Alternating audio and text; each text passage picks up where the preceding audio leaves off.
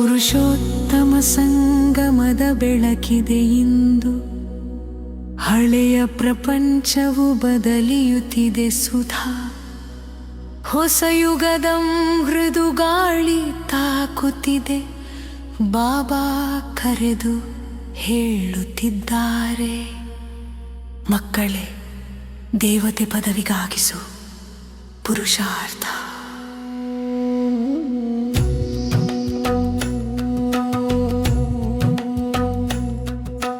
ಸಾಧಾರಣ ತನುವಿನಲ್ಲಿ ಬಂದು ಪಿತ ಪರಮಾತ್ಮ ಮಾತನಾಡುವರು. ಪತಿತರನ್ನು ಪಾವನಗೊಳಿಸುವ ಕೆಲಸ ಕಲ್ಪ ಕಲ್ಪವೂ ನನ್ನದೇ. ಬಿಟ್ಟು ಬಿಡು ಎಲ್ಲ ಪತಿತ ಸಂಬಂಧ, ಮನೆಯಾಗು ಆತ್ಮಸ್ಮೃತಿಯ ಮಂದಿರ. ಶಿವಬಾಬನ ನೆನಪು ಮಾತ್ರ ಸಾಕು, ವಿಕರ್ಮಗಳು ಕರಗುವವು ನಿಧಾನ.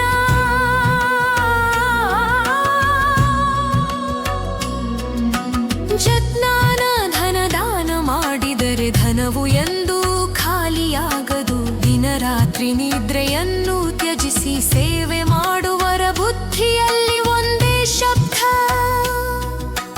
ತಂದೆಯ ಸಂದೇಶ ಮನೆ ಮನೆಗೆ.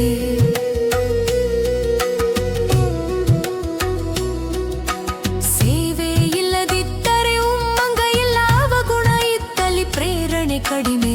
ಆದರೂ ತಂದೆ ಹೇಳುವರು ನಿತ್ಯ, ಮಕ್ಕಳೇ ದಯಾ ಹೃದಯಿಗಳಾಗಿರಿ.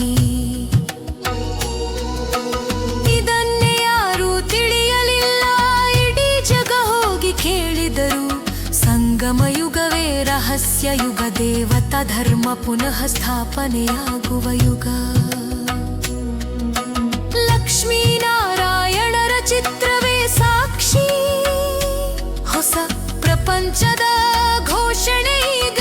ನಾವು ಮನುಷ್ಯದಿಂದ ದೇವತೆಯಾಗುವ ರಾಜಯೋಗದ ಪಾಠವು ಇದು. ಮನ ಮನ ಭವ ಎಂಬ ಗೀತೆಯೂ ಇದೆಯೇ ಗೀತೆಯ ಕಾಲಗೀತಾಯುಗ. ಪರಮಾತ್ಮ ಹೇಳುವರು ಮೃದು ಧ್ವನಿಯಲ್ಲಿ, ನನ್ನೊಬ್ಬನನ್ನೇ ನೆನಪಿಟ್ಟರೆ ಸಾಕು. ವಿಕರ್ಮಗಳು ಸುಟ್ಟು ಶಾಂತಿ ಧಾಮಕ್ಕೆ ಬರುವಿರಿ. ಚಕ್ರವರ್ತಿ ಪದವಿಗೆ ಧಾರಣೆ ಬೇಕು, ಜಿಸಾ ಜನ್ಮಗಳ ಜಾಗೃತಿ ಬೇಕು. ರೈಲಿನಲ್ಲಿ, ಬೀದಿಯಲ್ಲಿ, ಕೆಲಸದ ಜಾಗದಲ್ಲಿ, ಯಾರು ಆಗಲಿ ತಂದೆಯ ಸಂದೇಶ ಒಂದೇ. ಸ್ವಯಂ ಆತ್ಮನೆಂದು ತಿಳಿದು ಶಿವ ತಂದೆಯನ್ನು ನೆನೆಸಿರಿರಿ. ಅವರ ನೆನಪು ವ್ಯಾಪಾರಕ್ಕೂ ಸುಖ ಬದುಕಿಗೂ ಬೆಳಕು.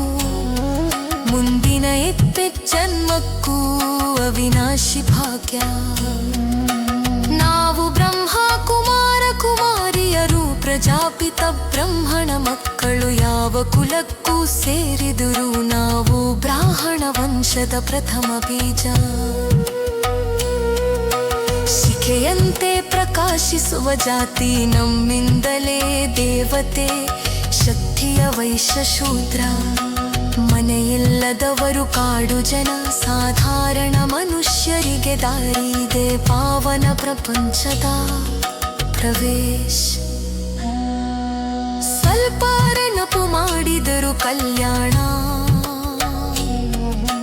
ಪ್ರಜೆಗಳಲ್ಲಾದರೂ ಬರುವರು.